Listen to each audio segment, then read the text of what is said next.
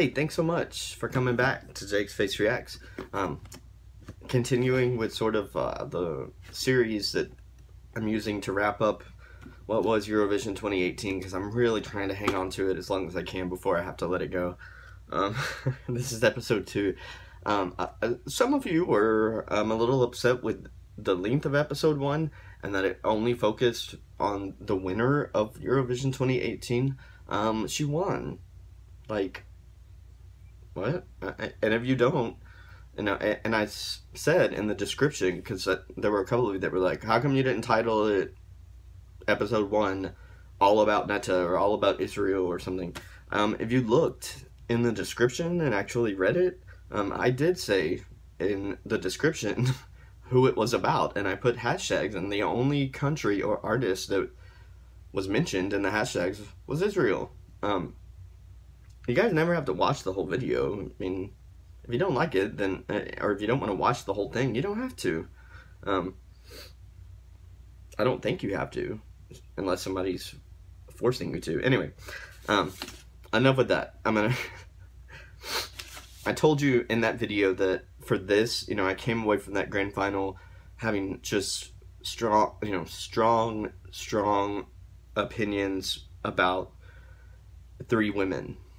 And I do want you to know that starting in the next episode, episode 3, we are going to look at the numbers, which are crazy in some cases, but I'm going to try to break them down with and for you guys so that we can all try to understand this a little bit better, because I'm still kind of new at it, and some of it to me is just shocking. But I do want to focus for a second on 2 women. The other 2, obviously one was Netta. You guys didn't like the long reaction video to that, so I'm going to try to keep this one short. Note taken. So the second woman that sort of swept in here and took everyone by storm, and who I want to focus on is the runner-up, second place from Eurovision 2018. That is Miss Eleni Foureira. She represented Cyprus. Fuego was her song. I think it's almost like Eleni was almost the opposite of Netta in almost every single way. Netta came in with all the hype, with all the buzz as the, favorite to win. Eleni came in with really nothing. I mean, yes, she had been, a pop star in Greece and Cyprus and, other countries. But she didn't come in with sort of the viral buzz that Netta did, which was huge. But I think what took all of us back, like surprised all of us so much who didn't know her already, had to be the first rehearsals. I hate to compare Greece and Cyprus, but it seemed like the press from both countries was kind of doing the same thing anyway, so I felt like Greece came first, right, in the rehearsals, and we sort of saw something that was not put together. It just looked uncomfortable. Something was off with the whole thing, and I think a lot of us were sort of like, uh-oh, like, this is gonna happen to Cyprus because they're coming up in just a few minutes. We couldn't have been more wrong. Like, I could not have been more wrong. They're given, I want to say, half an hour for the first rehearsal, and for a lot of countries it was just wandering around, trying to get used to the Eurovision stage and trying to figure out what angles they wanted, what cameras they wanted, what parts of the stage they wanted to use. Not for Eleni. No. When she came in, and you can talk to the members of the press that saw it, she only used, I want to say, half of her time, because her and her 4 backing dancers, and 2 of them were singing, I think, as well. That was a well-oiled machine. It was almost as technically perfect as her performance in the grand final or in the semi-final, which, if you think about it, she came in, and her first run-through, she did 3 times all the way through without stopping, without missing a note, without missing a dance step. I mean, that was sort of for me just the moment when I was like, oh my goodness, like we have a competition. Like we have a competition. She's not playing, she's serious about this. You know, it's not fair that some of the people sort of put her into the box of sort of being the woman in the competition who is relying, you know, on, you know, her looks and her sex appeal to sort of sell her song. It's not fair. It's not fair. Yes, she is very attractive, but technically what she did in every single performance, I mean, it was technically more difficult than what Netta did. It was. As much as I love Netta, Eleni was dancing without stopping her entire performance and singing live, and not any, she didn't really miss any notes. From that first rehearsal, and then she went into the press conference, and if you did not watch Cyprus' first press conference, you need to go back and watch it, because that was the most entertaining press conference that I saw the entire 2 weeks of Eurovision, or however long everybody was there. Like, I've never seen someone come into a competition like this and have just sort of that heart and that fire, right? Oh, I just made a joke because her song's called Fuego, but I didn't even know that I was making it. I'm sorry. She came into this, and, you know, part of what I love so much about her, if you haven't watched that press conference, you should. She's always willing to make jokes about herself. Like, she's in on the jokes about herself, and that's such a beautiful thing. When we saw so many other artists from other countries who were coming into the press conferences and they just were not coming across as sort of humble people, Eleni did. She did.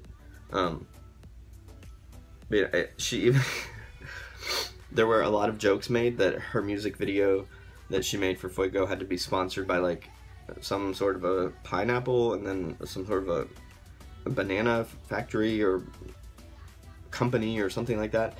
And she addressed it in that first press conference, and she was like, yeah, I brought all this stuff. I have bananas for you, I have pineapple. I mean, it was genuinely hilarious. Like, from that moment on, I was like, okay, like, she's smart, she gets it, she's in on this. What she was able to do that I think ended up actually helping Netta a little bit is Eleni was able to sort of, as the contest went on, she became more of the focus, right? She became more of in the spotlight, and she started hearing that she was a favorite, and her performances never suffered from that. She never gave in to that pressure. She was liked, if not loved, by all of the other performers. You need to go online and find the clip of semifinal 1 of the rest of the artists from semifinal 1 dancing to her performance, because it was kind of crazy and almost as entertaining as watching her performance. Everything about the performance was perfection every single time. The lighting, the styling, the dancing, the singing, it was just perfect every single time. That, you know, so many people seemed put off by, like, how many times she flipped her hair around, or how many times, you know, she did sexy dance moves. I mean, really, guys, this is, you know, 2018. It's 2018. If she wants to dance and sing at the same time for her entire 3 minutes and do an excellent job at both, she can do that, and nobody can have a problem with it. Sorry, you can't. I got asked the question a lot, would I have been just as excited for Eleni to have won as I was for Netta to win? Absolutely. And there are probably at least like 10 other artists and countries that I would have been equally as proud of and as excited for to win. That's sort of how deep this goes. But there was no doubt for me that Eleni and Netta were going to be the top two. I started this thought earlier, and then I went off on a tangent, I'm sorry. But as she became the favorite, and as the pressure was sort of put upon her, I think that freed Netta up a little bit from all of that scrutiny and, you know, the spotlight, and, you know, she was able to focus more on her performance. And Eleni had no problem at all absorbing that spotlight. Like, she's so comfortable and she's so down to earth, but yet so amazingly talented and charismatic and sure of herself on stage, that I don't even know what else to say about her. You know, I am going to break down the numbers at some point. It's coming. But I wanted to take just some time because I told you I was going to talk about 3 women. She's my second. Eleni Foureira, you know, had a lot of people, well, actually my best friend Meredith, you know, said that she was sad for her because she worked so hard, and was she going to be okay? I mean, I'm going to tell you guys, because you probably already know, but I told her, you don't need to worry. Like, she's going to be a star. She's already a star. That song is charting in every single country that competed, plus others, including the States, which is insane. I don't think a song like that has ever charted here on iTunes before, but it is. And she deserves every bit of success that she takes away from this. I can say from the bottom of my heart, you know, in 25 years, in 30 years, in 50 years, you know, when I'm dead and gone, and the majority of us, you know, who watch this Eurovision as adults are dead and gone. Sorry to be morbid. You know, I still think that people are going to be talking about Eleni's performance of Fuego, and they're going to be talking about it because it's a classic. It was so good from the first second to the very last, every single time she did it, that it's going to be one of those Eurovision performances that people are always going to refer back to, and that people are always going to talk about. And that, you know, should make her extremely proud, and it should make Cyprus proud, should make Greece proud, should make Albania proud, which is where her family fled from civil war, I think, in that country, just to stay alive. I do want to spend just a second on woman number 3, and this one may surprise you a little bit, and then again it may not. So the third woman that I walked away from, I didn't really go in with any expectations for this one at all, because I never do for this country, which is sad. But she won me, and I think a lot of other people over in the grand final. I'm talking about Suri from the United Kingdom. She's the third woman for me. She had a huge impact, you know, on me, on the world, because of what happened to her. We're talking about an artist who has worked her way up, right? She worked, I think, for 2 other countries. I know she was with Belgium last year. Who was she with the year before? I don't know, but she was with someone the year before that, and then she finally got this moment as hers. And, you know, we all know what happened. I think pretty much everyone just sort of stopped, and I know, like, I couldn't comprehend what I was seeing. It was terrifying. It really was. It was jarring. It was confusing. But, you know, he got over the bridge. You know, as a performer, when you're performing like that, and you're so, you know, you're kind of relying on muscle memory to just sort of do everything that you've done the whole time, and there's so many cameras you have to look at, and there's so many lights coming at you. I don't think she even saw him until, you know, he was in her face, and that is terrifying, because when you're on live TV these days, you never know what someone has planned. You know, security, and it's not Portugal's fault. It happens everywhere. It shouldn't, but it does. I didn't take this one as sort of a joke. Like, 7 seconds, which is a very short amount of time, is how long it took for them to get him off of the stage. And then it was like a new Suri emerged from that situation and became 10 times more emotional and 10 times stronger as a vocalist and performer than she had been prior to that. And she had been good prior to that in that performance. Like, I was almost to a point where I was thinking, this is probably her best live performance of this song. She sounded great. And then that happened, and I was like, man, I really, but you got to give her credit.